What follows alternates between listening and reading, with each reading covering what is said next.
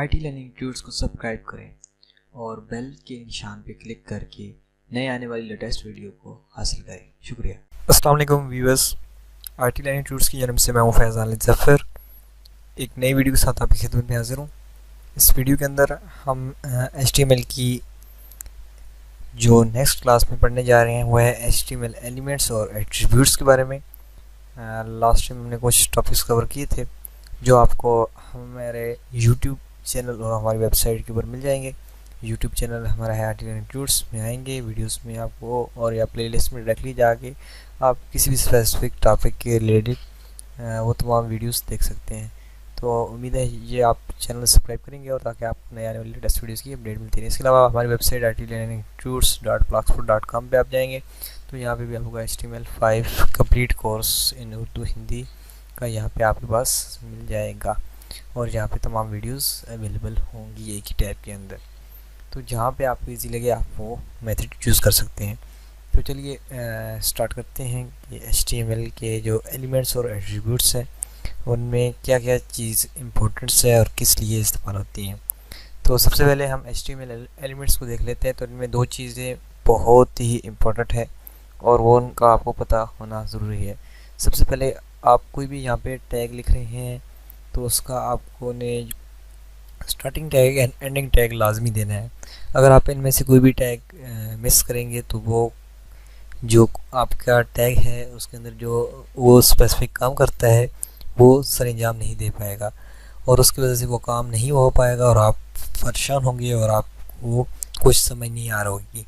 तो आपने सवाए कुछ चंद एक टैग्स की आपने बाकी तमाम टैग्स की स्टार्टिंग और एंडिंग टैग्स आपने डालने हैं, जैसे कि हमने पिछली वीडियोस में डिस्कस कर सकते हैं कौन कौन से टैग हैं, तो यहाँ बताने की ज़रूरत नहीं है। इसके अलावा जो HTML टैग्स हैं वो केस सेंसिटिव नहीं है, तो आप उनको छोटा बड़ा जैसे लिखना चाहें लिख सकते हैं। यानी कि आप टाइटल का टैग, हेड का टैग, कुछ भी टैग आप बड़े लफ्ज़ों में लिख दें, छोटों में लिख दें तो उसमें वो मायने नहीं रखता। तो चलिए दूसरी बात हम सीख लेते हैं कि जो HTML एट्रीब्यूट्स वो क्या होते हैं। एट्रीब्यूट्स वो स्पेसिफिकेशंस होती हैं जो आप किसी भी टैग के अंदर यूज़ करके उस टैग को मॉडिफाई कर सकते हैं। यानी आपने किसी भी एक इमेज का टैग आपने यूज़ किया है तो आप चाहते हैं कि इमेज हमें थोड़ी सी बड़ी नज़र आए और या छोटी नज़र आए, तो आप मुख्तलिफ एट्रीब्यूट्स की मदद से इमेज को छोटा बड़ा कर सकते हैं। वो हमने जैसे कि पिछले लेक्चर्स में किया गया है। तो सबसे पहले हम कुछ एट्रीब्यूट्स को देख लेते हैं। यहाँ पे है हेराफ का एट्रीब्यूट्स। तो ये स्पेसिफिक होता है, आपको पता है कि लिंक्स वगैरह या कोई रेफरेंस देना हो तो हम ये टैग इस्तेमाल करते हैं, तो इसको भी आप इस्तेमाल कर सकते हैं।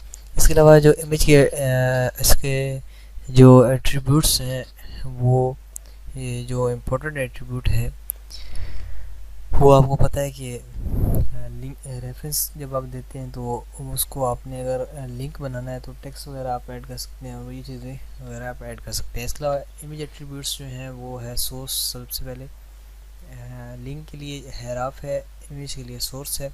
उसके अलावा वेट्स, हाइट जो ज़्यादा इस्तेमाल होते हैं और आल का टैग इस्तेमाल होता है। तो ये आप इस कोड के यानी कि जहाँ इस इमेज के बाद आपने जो इमेज देनी है उसका स्पेसिफिकेशन दे के आप यहाँ पे ये टैग यूज़ कर सकते हैं।